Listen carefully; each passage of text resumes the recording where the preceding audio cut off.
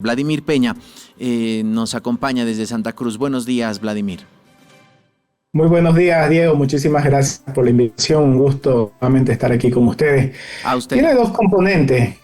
Tiene dos componentes esta cuestión, ¿no? Uno que tiene que ver con la planificación urbana de la ciudad y el otro, obviamente, con cuestiones políticas que son evidentes, ¿no? La primera, para graficar un poco la zona, dentro de un radio de 1000 metros cuadrados, tenemos 4 instituciones muy importantes en Santa Cruz: la Justicia, con el Palacio de Justicia que se denomina sobre el primer anillo, la Corte Departamental Electoral o Tribunal Departamental Electoral, que también fue quemado en el año 2019, en los disturbios que se dieron en las protestas contra el fraude electoral. El Tribunal Departamental Electoral ya reconstruyó su edificio y ha vuelto a aquel edificio. El Comando Departamental de la Policía, que también ha tenido momentos muy tensos durante estos últimos años, en las protestas, sobre todo el 2019. Y la Fiscalía Departamental, que también está en esa zona, ¿no? En el segundo anillo.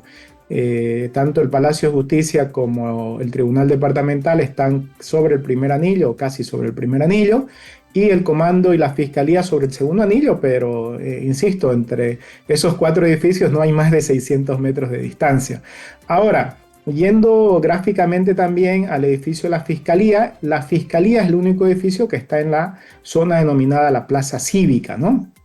Al frente, bien al frente del Cristo. Ahora, históricamente, dentro del plan de la ciudad, toda esa zona, incluyendo el edificio de la Fiscalía, alrededor al contorno del Cristo, hay 4 cuadrantes, podríamos llamarle, en que esa zona era una zona de ampliación de la plaza cívica, ¿no? Ninguno de esos queda ahora, lamentablemente. Hay un restaurante de comida rápida de un empresario político muy conocida en uno de los cuadrantes, en otro hay otras empresas, en el otro hay restaurantes, y quedaba el de la Fiscalía, ¿no? En esa zona de la Fiscalía, que es el único edificio, tiene como origen este terreno el ex Banco Videsa. Cuando da la quiebra del Banco Videsa, una ley del Estado Nacional traspasa ese inmueble a la Fiscalía hace una década y algo más atrás. Entonces, desde ahí la Fiscalía ha venido funcionando en el ex Banco Videsa, ¿no? Sin embargo, dentro de la ciudad había la intención de generar ese espacio o recuperar ese espacio como parte de la plaza cívica. Es lo único que queda del proyecto original que se podría recuperar, más aún cuando se dio la quema como protesta del arresto del gobernador Camacho. Sin embargo, eso no se ha concretado. En términos reales, la Fiscalía, que es lo que ha dicho la Justicia, tiene el derecho de propiedad sobre ese edificio por este traspaso que he dicho a través de una ley del Estado, que era de un banco quebrado, ¿no? La Fiscalía ahora quiere reconstruir ese edificio, hacer un nuevo edificio ahí, y hay una protesta de vecinos que dice que no va acorde al plan de ordenamiento de la ciudad de Santa Cruz del Sur, ¿no?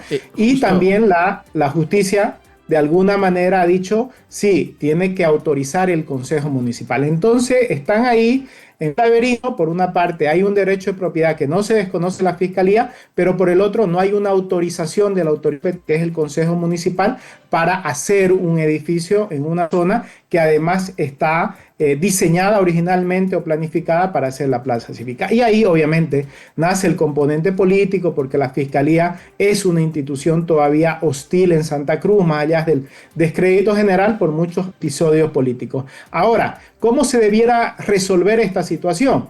Yo creo, no es un problema de terreno. La alcaldía, entiendo, ha ofrecido otros terrenos alternativos a la Fiscalía. Entonces, va a prevalecer la planificación urbana de la ciudad con todos los otros elementos que le acabo de decir, o puede llegarse a un entendimiento entre las instituciones y planificar la construcción de un edificio en otro lugar que no sea ese, para reservarlo o poder reconstituirlo al plan original de la Plaza Cívica Cruceña. Bien, justo intentaba decirle al equipo de producción, no sé si tenemos alguna imagen, ya sea por Google Maps, para más o menos graficar qué es lo que ocurre alrededor, porque ahí termina la Monseñor Rivero, ¿no? Que es como un paseo peatonal, un prado, diríamos como el Prado paceño o el Prado cochabambino, que conecta el primero al segundo anillo. Hay muchos cafés, restaurantes alrededor. Es un lugar bastante, diríamos, bastante pintoresco, bastante característico además de la ciudad de Santa Cruz. Y claro, existe ahí Burger King, está esa reconstrucción, diríamos, de una iglesia chiquitana que se construyó para cuando llegó el Papa Francisco, donde justamente ofició una misa, y también ahí fue el escenario de cada una de cada uno de los cabildos y las noches del paro de los 21 días. Pero como usted bien decía, en las otras dos puntas, en las otras dos esquinas, hay viviendas y negocios particulares, así que tendrían que hacer volar todo, o solo es esa esquina porque nos estorba, y así ganamos una pulseta que de verdad la comparaba con la pulseta de las famosas losetas en el centro de la ciudad de Santa Cruz, Vladimir. Bueno, sí, a ver, es verdad que la gestión de Johnny Fernández está muy descalificada, no es una autoridad que goce hoy de prestigio en Santa Cruz. Ahí está el gráfico precisamente sí, al que usted hacía mención, ¿no? Sí, de repente si las otras dos, esto era un círculo entero, lo mismo que se ve al lado sur, se tenía poner el mapa? Al lado de la imagen, estoy hablando, creo que ¿no? van a ponerle en la zona norte. Foto. Y obviamente las dos medias lunas de la zona norte han desaparecido. Hay unos juicios ahí eternos entre los propietarios, la ciudad, que yo creo que eso ya está muy consolidado y es muy difícil revertir. Y en este otro lado sí está, como usted decía, Burger King. Por un lado el altar papal, atrás dando la espalda a Burger King, que tiene aquel hecho histórico de la visita del Papa. Y en el otro lado queda el edificio quemado de la Fiscalía, ¿no? Entonces, bueno, es un problema, sí, que tiene sus connotaciones urbanas, sin duda, de la ciudad. La ciudad ha ido perdiendo muchos espacios, pero también hay un tema de orden legal. Entiendo yo que esto debería fácilmente resolverse entre las autoridades de Santa Cruz, entre la Fiscalía, el Consejo Municipal, el alcalde de la ciudad, y llegar a un acuerdo. Entonces, ni a la Fiscalía le conviene estar en esa zona que está reservada para acontecimientos históricos de Santa Cruz. La alcaldía también tiene muchísimos terrenos en la ciudad, poder darle otra zona más importante. Además, es una zona poco accesible en algunos casos para los propios litigantes, para los propios abogados. Entonces, yo creo que si se deja a un lado las cuestiones políticas y la pulseta esta que se ha dado ahora y se pone un poquito de sentido común y racionalidad, debiera ser un problema fácilmente resuelto. El problema es que hay una situación hostil con la Fiscalía por todo lo que ha acontecido, no hace falta explicaciones para aquello, son instituciones que no tienen un crédito en la ciudadanía, y por el otro lado tenemos un alcalde desautorizado, deslegitimado después del resultado, que es muy difícil que las instituciones atiendan una convocatoria con un liderazgo tan disminuido, ¿no? Sí, ahí justamente esta fotografía nos grafica, esta imagen satelital en todo caso nos grafica muy claro lo que ocurre en diríamos, en la zona norte, ¿no? Porque en el sur sí se ve esa que se llama Fortín Arce, ustedes ven, y la Bomborries, que es la calle de la Fiscalía. Ahí sí se ve, diríamos, ese círculo, esa plaza que se pretendía instalar en este lugar, pero no ocurre en el norte, ¿no? En el norte, ahí donde dice Mr. Giva, Pharmacorp, ahí la verdad es que no hay la calle esa en forma, diríamos, medio circular como la Fortín Arce, por lo tanto va a ser muy difícil, nos imaginamos, justamente llegar a cerrar esa plaza. Y lo que decía Vladimir es bien interesante, porque a mano izquierda de su pantalla, donde dice Avenida Cristóbal de Mendoza y General Aguilera, hay un edificio en plena esquina que es el Comando Departamental de la Policía, ¿no?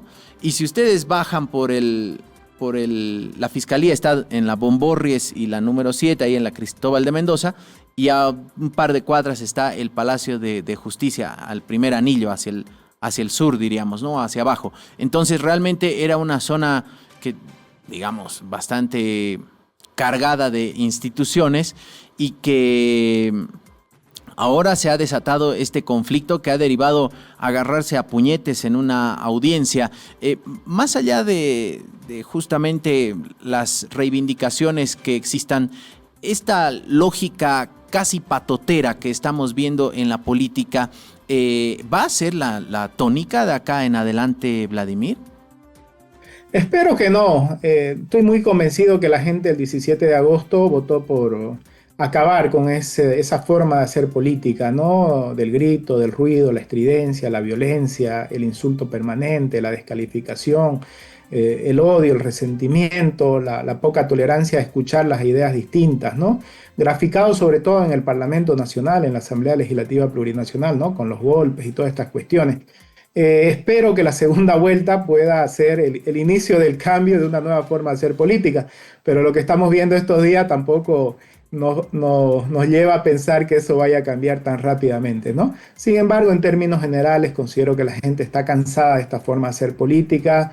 Los dirigentes políticos, los que tienen representación en el país, tienen que entender que esta no es la forma de poder construir convivencia en el país, de que hay que respetar las instituciones, de que hay momentos para la protesta, sin duda, de que hay que hacerse escuchar, pero no es a golpes, en base a la violencia, ¿no? Entonces, yo creo que estamos ante los últimos resabios de un ciclo que no quiere morir y que va a estar dando todavía algunos pataleos, pero el cambio que ha votado la gente es inequívoco y espero que los líderes que tienen la posibilidad el próximo 19 de octubre de dirigir el país den ejemplo de que estamos en un nuevo tiempo y la forma de hacer política sea distinta.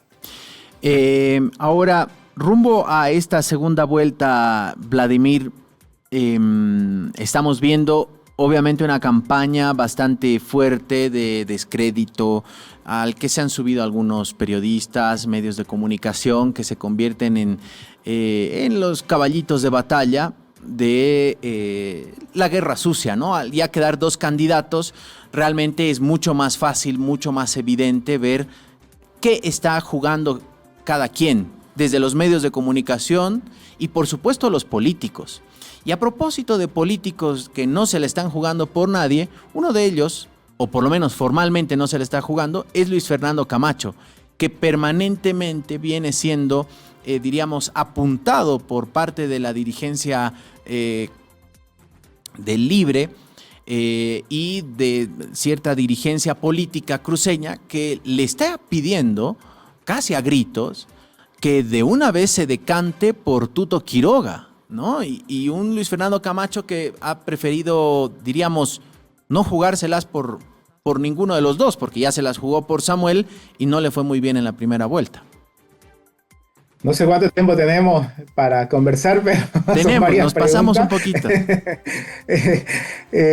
No, pero 3 o 4 cosas muy puntuales sobre lo que me dice, ¿no? Lo primero, sobre el gobernador Camacho, no es casualidad que Evo Morales y Camacho, que representan por lo menos en los últimos 5 o 6 años la polarización, la radicalidad de la política en uno y en el otro arco político, hayan quedado de perfil en esta segunda vuelta, ¿no? Con matices más, matices menos, el discurso es el mismo, ¿no? Morales consiguió lo que quería en la primera vuelta, que era evitar que haya un sucesor dentro de la izquierda radical, y lo ha conseguido. Por eso creo que no se va a jugar por nadie en la segunda vuelta, porque Evo piensa en él nomás, como lo ha hecho siempre, y lo único que está esperando es que salga un gobierno débil de la segunda vuelta para agitar desde la calle y poder tener nuevamente posibilidad de volver. Entonces, Camacho es un poco distinto por la cárcel que tuvo que soportar injustamente, por la derrota que tuvo en Santa Cruz, está condicionado, pero de alguna manera es lo mismo, ¿no?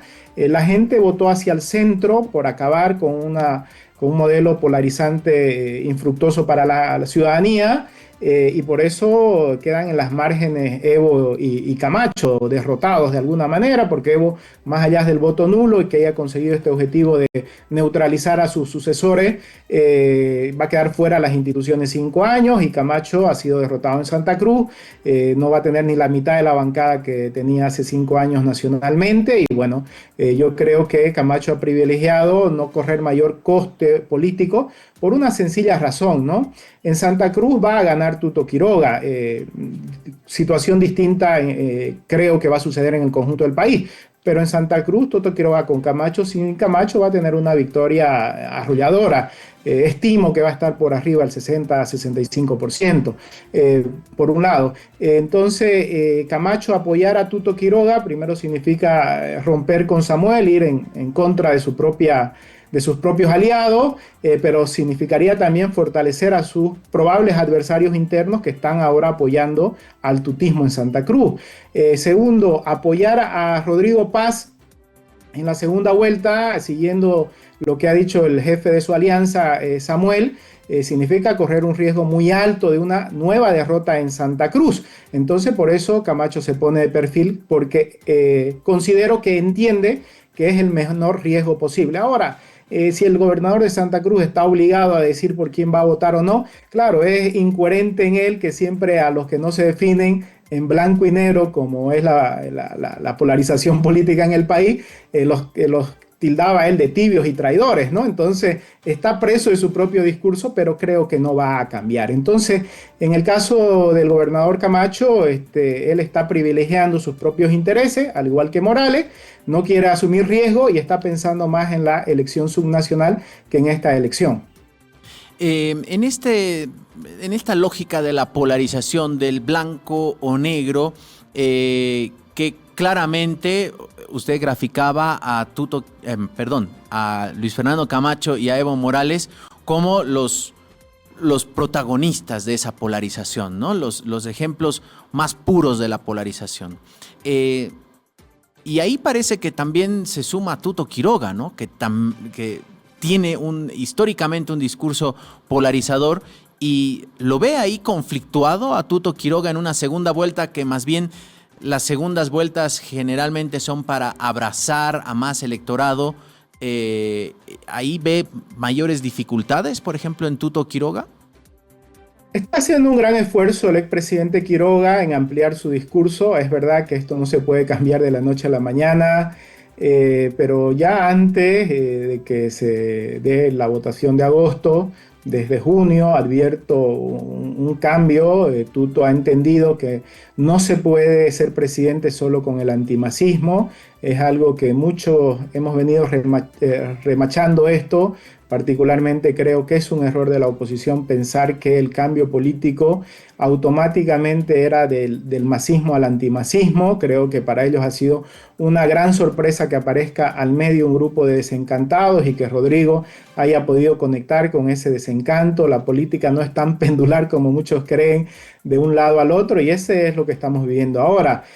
Tuto Quiroga representa muy bien el antimasismo, el centro derecha del país. Es verdad que en algunos momentos se pasa a revoluciones, expresa radicalidad, sobre todo con Evo Morales en esta adjetivización que él hace, ¿no? Pero creo que ha modulado el discurso, ha tratado más de hablar de políticas públicas, ha tratado de matizar el tema del ajuste o las medidas para recomponer la economía, teniendo una mayor sensibilidad social, tratando de conectar con un electorado que obviamente el antimasismo renunciaba antes, ¿no? Y está claro que después de ver los resultados de la primera vuelta, a Tuto Quiroga, si bien va a sumar más fácilmente los votos de Samuel, pero no alcanzan. Si uno hace una cuestión aritmética, por afinidad ideológica, en los términos que ellos han planteado la discusión política de este país, más anti-más, no alcanza. Peor aún, si Morales se pone de perfil y no promueve el voto nulo, es muy probable que de ese 800.000, 1.000.000 de votantes que votaron nulo en agosto, ahora la mitad o algo más voten por un candidato, y obviamente no va a ser por Tuto Quiroga. Entonces, eso de alguna manera pone cuesta arriba la situación para Tuto, pero son casi 30 días, 25 días que quedan por delante de campaña, donde también cuentan los errores. Y al otro lado, Tuto tiene a favor la resistencia, es un político definido, tiene un techo, tiene unos límites complicados de romper, está haciendo los esfuerzos, creo, necesarios para encontrar, ampliar esa base electoral. Y del otro lado, que si bien el viento está a favor, pero nada está dicho. Cada vez yo particularmente en la noche electoral del 17 de agosto, consideraba que si las elecciones eran 2, 3 semanas, Rodrigo iba a ganar fácilmente. Ahora tengo mis dudas porque los errores también cuentan, ¿no? Y si decimos que hay un fin de ciclo y Lara de alguna manera vuelve a insuflar miedo, rencor, división, este discurso tan propio del movimiento al socialismo que la gente ha votado para cambiar, pues bueno, algunos electores que pueden estar ahí en el medio pueden pensárselo de seguir votando por el PDC o votar otra opción.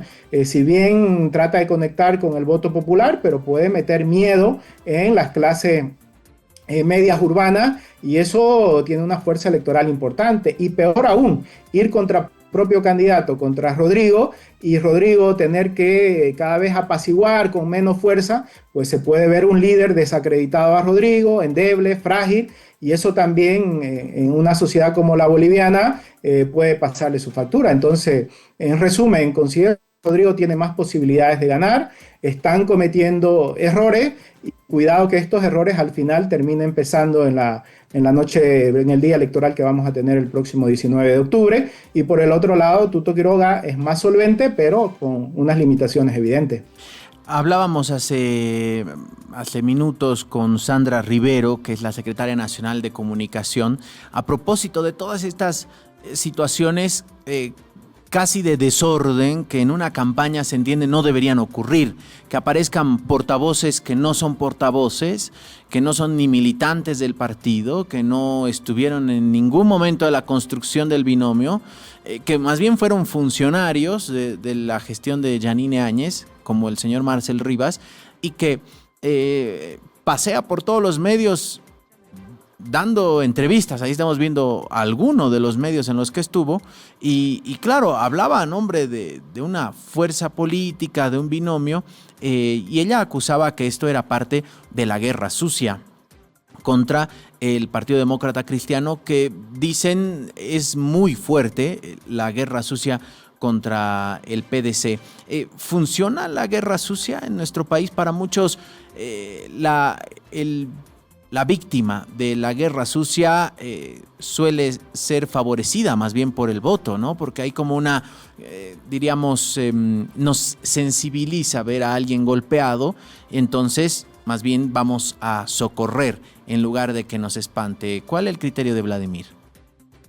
La guerra sucia se da en todas las campañas, ¿no? Por eso hay que normalizarla, ¿no? Lo vemos en Estados Unidos, en España, en Francia, en Brasil, en todos lados. Es parte, desgraciadamente, de las campañas electorales. Ahora, ¿cuánto influye esto realmente en una campaña? Puede ser que en algunas sea efectiva.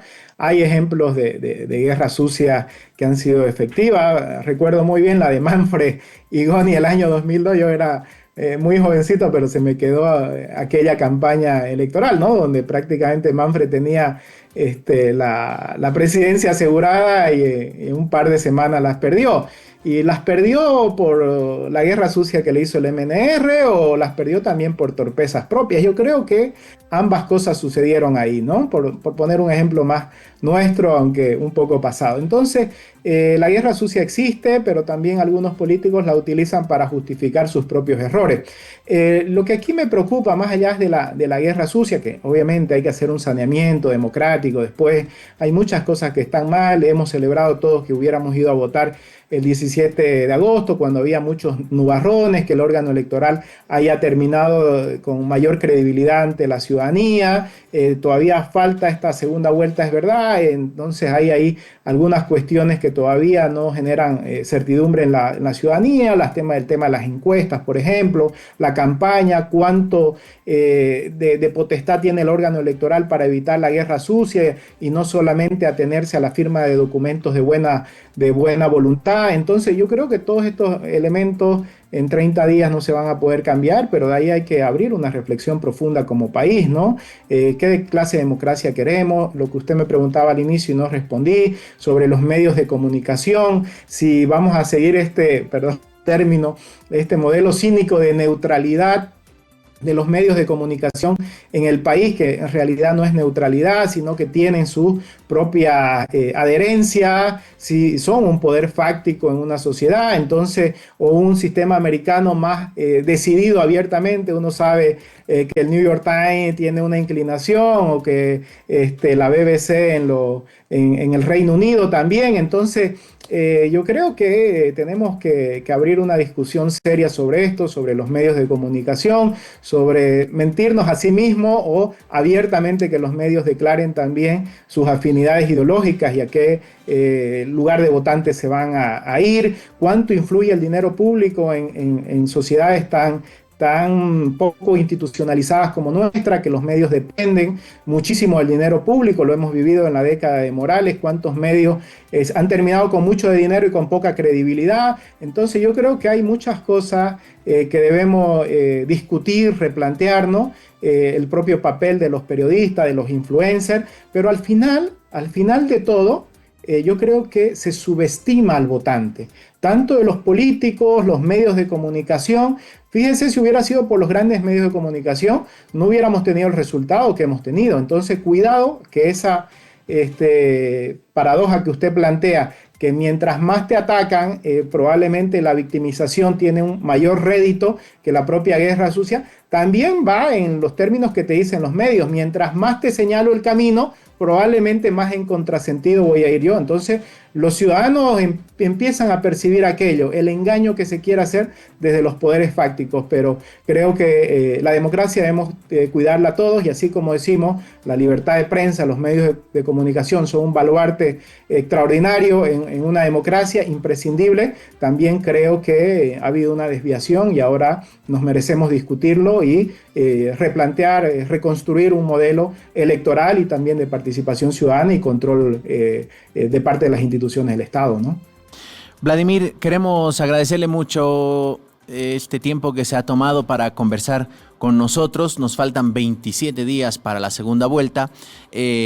Seguramente vamos a estar hablando o antes y segurísimo después, para ver qué nos dejó, ¿no? Vamos a hacer un análisis del partido con el periódico del lunes, como se suele decir, para ver qué pasó. Finalmente, qué estrategias funcionaron. Si Tuto pudo romper el techo, o a Rodrigo Paz, su candidato a vicepresidente, que fue, diríamos, la conexión con lo popular, no lo convierte también en su desconexión con el otro electorado y finalmente lo lleva a la derrota. Veremos qué ocurre en 27 días. Sin lugar a dudas, que no falte el pororó o la pasancalla, como le decimos por acá, o las pipocas, porque va a estar bastante entretenido, ¿no, Vladimir?